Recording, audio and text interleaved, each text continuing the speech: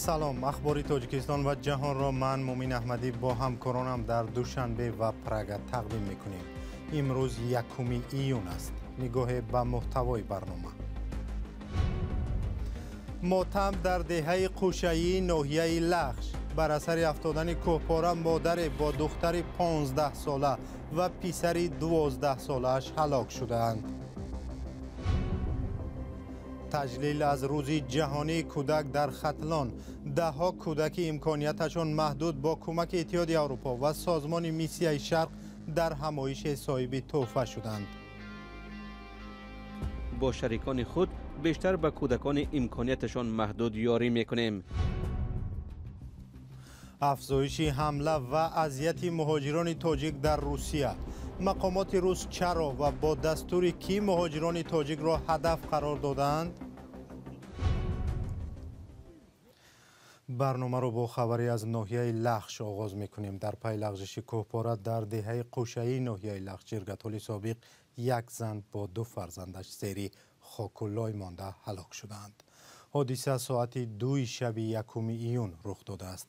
در حکومت ناحیه لخش بر رادیو آزادی گفتند که صبح امروز جسدهای محبوبه ساکن 38 ساله این دهه با دخترش ملکه 15 ساله و پسرش نصرالدین 12 ساله از زیر خاک و لای بیرون کرده شدند.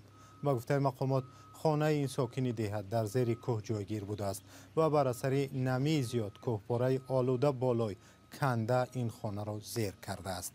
جسدهای مادر و 2 فرزندش را نصف روزی 1 ایون در دهه قوشه‌ای جماعت وحدت ناحیه لخش به خاک سپردند. برنامه را با گزارشی از ولایت ختلان ادامه می‌دهیم. در سراسر جهان روز 1 ایون همچون روز کودکان تجلیل می شود.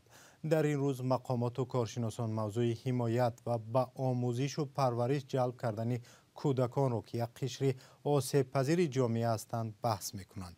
در شهر باختر مرکز ولایت ختلان 10 کودک را در محفل خرسند کردند. همکارم سربناز روح‌الله در این باره گزارش دارد. برای بیشتر از 100 کودک دارای امکانیت‌های محدود در شهر باختر برنامه‌های تئاتری نمایش داده شد. اکثریت این کودکان باری اول برنامه‌های تئاتری را از نزدیک تماشا کردند. شیرینگل رحمانова نبیره‌اش سعیده را به تئاتر آورده است. این زن در برابر تماشا آگاه شد که کودکانی با نیازهای ویژه برابر حقوق با افراد سالم هستند.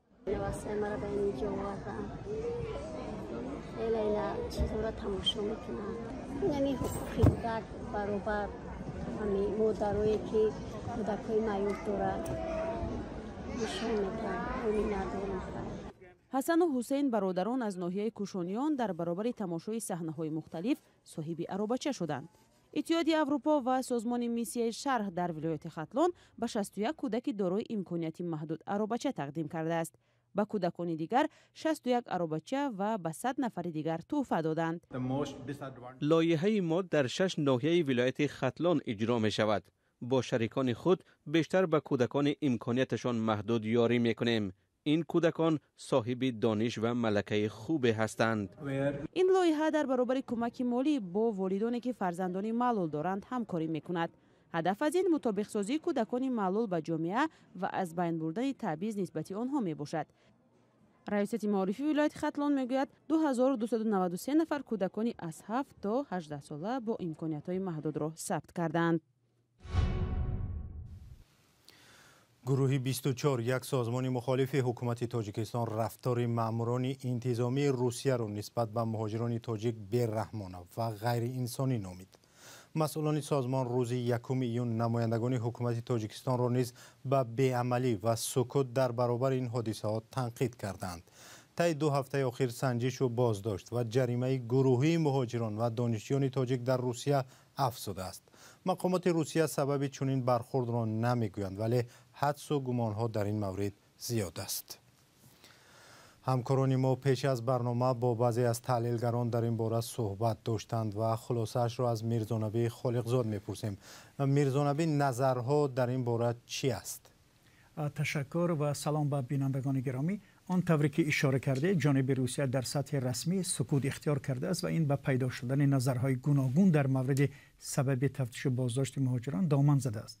مسکو معمولا در صورت راضی نبودن از رفتار دوشنبه دامن مهاجران تاجیک را میگیرد، اما دایره‌های نزدیک به حکومت و کارزار اطلاعاتی در رسانه‌های روسیه درباره رویدادهای آخر اظهار نظر نکردند تا هدف معلوم و روشن شود.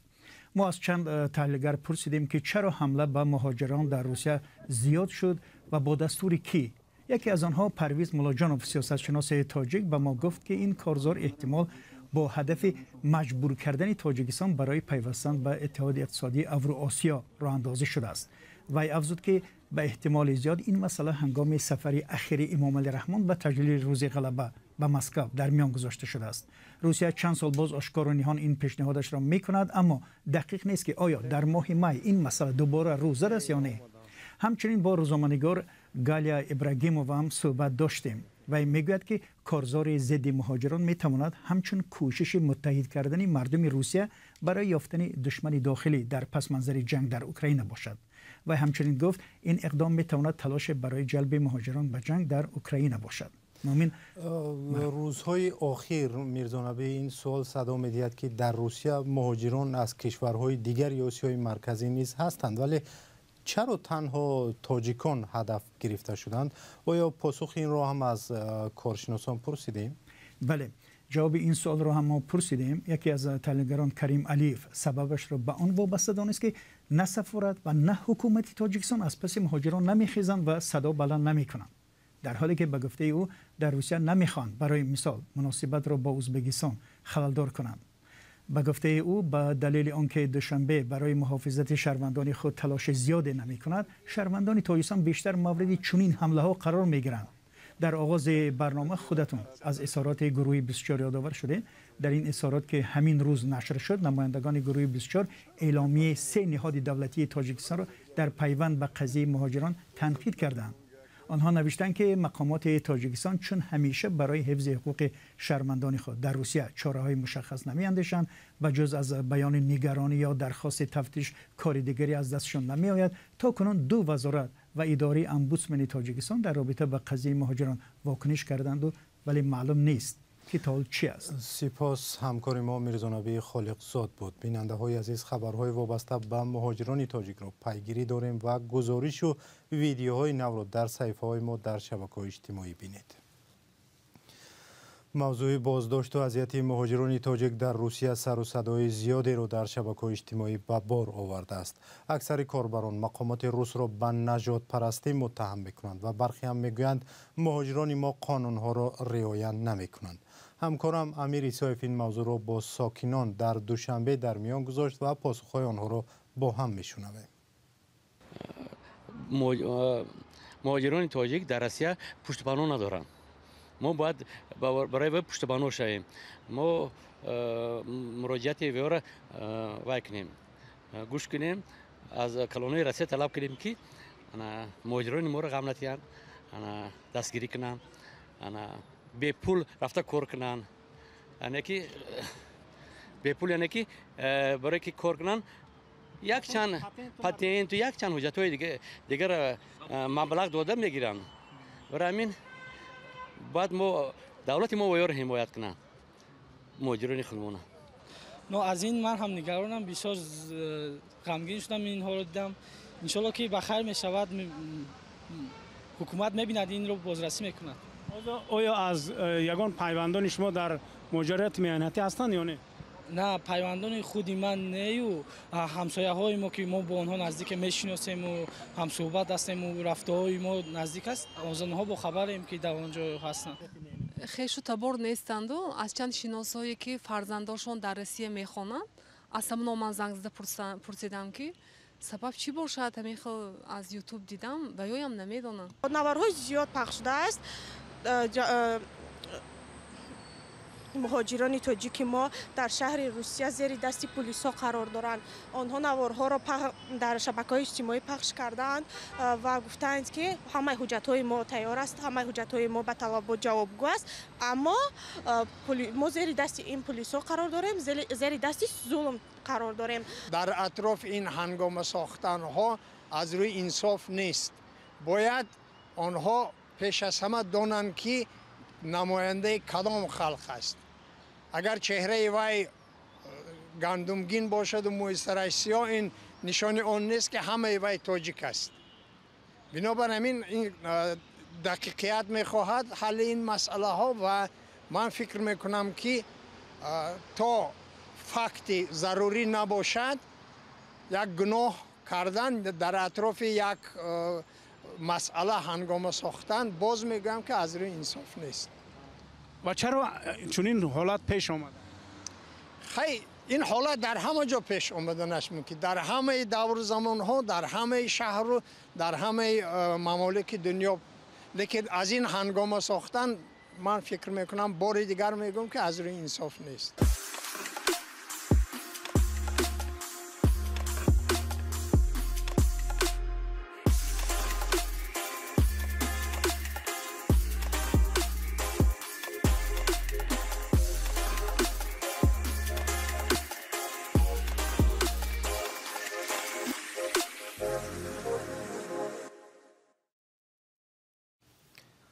ادامه برنامه. یک پارچه زمین در ناحیه فرخار ولایت ختلان بحث برانگیز شده است. ساکنان میخواهند که در آن میدانچه ورزشی بسازند، ولی حکومت محلی میگوید آن زمین کشاورزی است و بجز کشت زراعت نباید آن با دیگر هدف استفاده شود.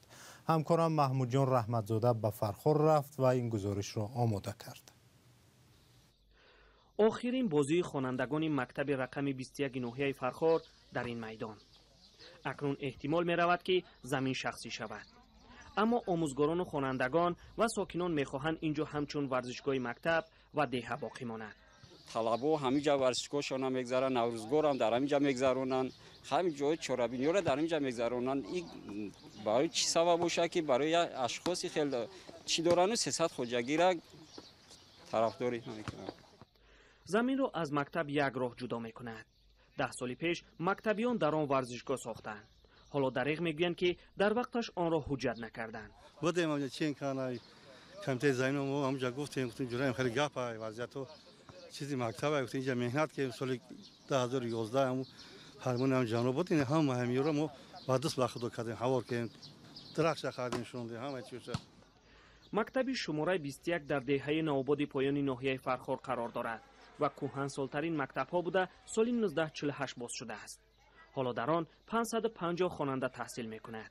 در حولی مکتب میدان ورزشی دیده می شود، اما ساکنان می گویند که در آینده مکتبی نو شد و ورزشگاه جای نمی ماند. میدانچه ورزشی قریب که نداره بگیم، یعنی اگر حساب کنیم اگر 068 صدیق زمین داره، اینجا اگر طرفش فرض کنیم که زکوبه او طرفش فرض کنیم که مقدار زیادی سیمو رفته گه، این طرفش فرض کنیم که انا بگیم انبار کدگه، اون یگان جای ساختن مکتب دیگه نداره، جای بازی میدانچه نداریم ما. در حکومت ناحیه فرخار دادن زمین را به کسی رد کردند. رئیس ناحیه گفت که آن زمین آبی است، اما برای ورزشگاه مکتب شدن آن باید قرار حکومت کشور برآید.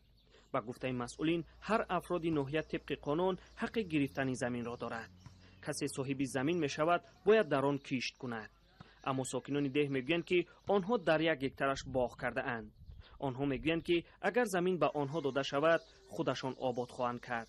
مجلسگاه همین قشلوق اینجا 170 آدم میبره، استالش خیلی تامین میشه. مقصد نه که شما باید کسی نیست، شما مقصد خیلی کسی هم خواهش میکنیم که همین نشه، همین خلق گوش کنن. مقصد کلخوز ما نداره استادیوم.